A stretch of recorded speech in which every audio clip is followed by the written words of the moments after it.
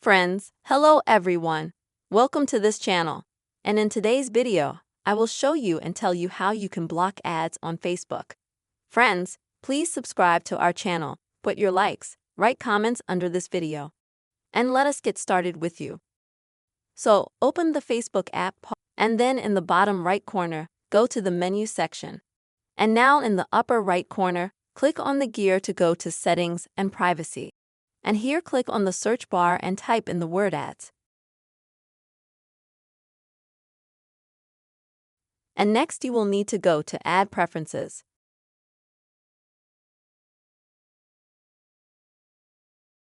Now you'll need to go to Preferences here. And then go to this category right here.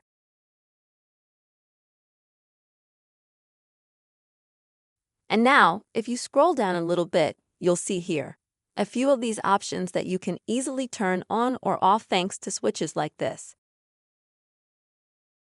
Also, if you scroll down a little bit more, you'll see some other categories, so click on those as well.